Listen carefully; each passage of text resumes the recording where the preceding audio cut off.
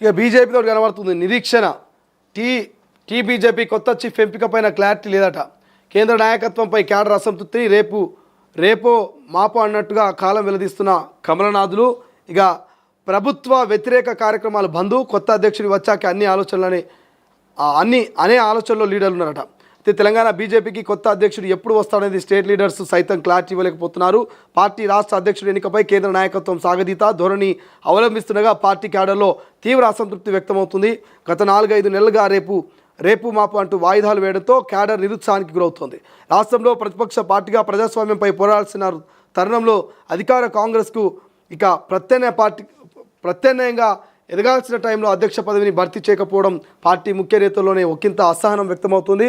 ముఖ్య నేతలంతా అధ్యక్ష పదవి కోసం పోటీ పడుతున్నారు. పలువురు ఎంపీలు, ఎమ్మెల్యేలు, ఇతర కీలక నేతలు తమకు అధ్యక్ష పదవి కావాలని అడుగుతున్నారు. ప్రభుత్వ వ్యతిరేక కార్యక్రమాలు బందంట. పార్టీకి కొత్త చీఫ్ వచ్చాకే ప్రభుత్వాన్ని నిలదీసే కార్యక్రమాలు చేపడదామని క్యాడర్ సైతం ఆలోచనలో ఉన్నట్టు తెలుస్తుంది. గత డిసెంబర్ నుంచి రాష్ట్ర అధ్యక్షుడిని ప్రకటిస్తారంటూ లీకులు వస్తూనే ఉన్నాయి.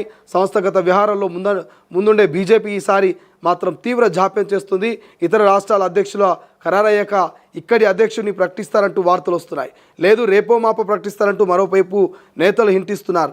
ఆల్రెడీ నిర్ణయం జరిగిపోయిందని ప్రకటించడమే తరువాయి అంటూ మరికొందరు నేతలు హడావుడి చేస్తున్నారు. కానీ ఆచరణలో మాత్రం ముందుకు అడుగు పడడం లేదు. పూర్తిస్థాయి అధ్యక్షుడు నియామకం అయితే ఇక్కడ ప్రతిపక్ష పాత్ర మరింత సమర్థవంతంగా పోషించవచ్చని, ప్రభుత్వానికి వ్యతిరేకంగా ఆందోళన నిరసన కార్యక్రమాలు చేపట్టవచ్చని కొందరు నేతలు క్యాడర్ సైతం అభిప్రాయపడుతున్నట్టు తెలుస్తోంది. ఇదే సరైన సమయం అంట. అధ్యక్షుడిని ప్రకటించడానికి ఇదే సరైన సమయమని, ఇప్పుడు ప్రకటిస్తే స్థానిక సంస్థల ఎన్నికలకు ప్రిపేర్ కావచ్చని పార్టీ క్యాడర్, రాజకీయ విశ్లేషకులు చెబుతున్నారు. గ్రామ స్థాయి నుంచి పార్టీ బలోపేతం అయితేనే పార్టీ రాష్ట్రంలో అధికారంలోకి రావచ్చని విశ్లేషిస్తున్నారు. స్థానిక ఎన్నికల వాయిదా పడడం పార్టీకి మరింత సమయాన్ని ఇచ్చినట్లు అయిందని, ఆ సమయంలోనే ప్రిపేర్ కాకుంటే పార్టీకి నష్టమని బీజేపీ నేతలు చెబుతున్నారు. సో చూడాలి ఏం జరుగుతుందో బీజేపీ కొత్త అధ్యక్షుడికి సంబంధించి. సో రాజకీయ విశ్లేషకులైనా పార్టీ కార్యకర్తలైనా ఒక్కటే కోరుకుంటున్నారు, ఏమంటారు, వన్ డే బ్యాటింగ్ లెక్క రేపు పరీక్షలు అంటే ఇలా చదివి రాస్తే అది సక్సెస్ కాదు.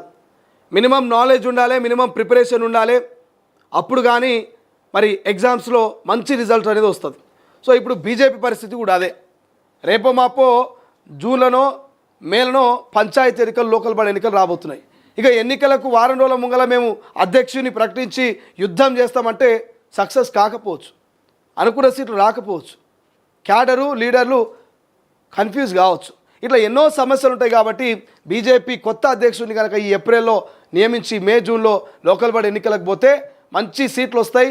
భవిష్యత్తు బీజేపీ జెండా రెపరెపలాడుతుంది తెలంగాణ గడ్డ మీద అని రాజకీయ విశ్లేషకులు చెప్తున్నట. కార్యకర్తల ఆలోచన కూడా అదే చేస్తున్నట.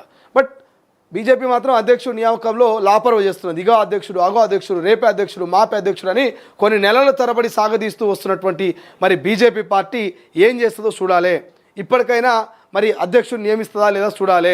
ఇక క్యాడరు లీడర్లు అంతా కూడా ఆలోచన చేస్తున్నట. అధికార కాంగ్రెస్ పార్టీ మీద ధ్వజమెత్తాలన్నా, బంధువులకు పిలుపునివ్వాలన్నా, నిరసనలు తెలియజేయాలన్నా, రాస్తారోకలకు పోవాలన్నా, 6 గ్యారెంటీలు ప్రశ్నించాలన్నా మాకు అధ్యక్షుడు లేదు కదా. అధ్యక్షుడు వచ్చిన తర్వాత మేము దీని మీద ఫైట్ చేస్తాం. కొత్త అధ్యక్షుడు నియమించిన తర్వాతనే కొత్త ఉత్సాహంతో, రెట్టింపు వేగంతో ప్రభుత్వం మీద తిరగబడతామని ఆలోచన చేసి చల్లగా దుప్పట్లు పరుచుకొని పండుకుంటారట కూలర్ల కింద, ఫ్యాన్ల కింద. సో ఈ ఫ్యాన్ల కింద, కూలర్ల కింద దుప్పటేసుకొని పండుకుంటే రేపు అధికారంలోకి బీజేపీ రాదు.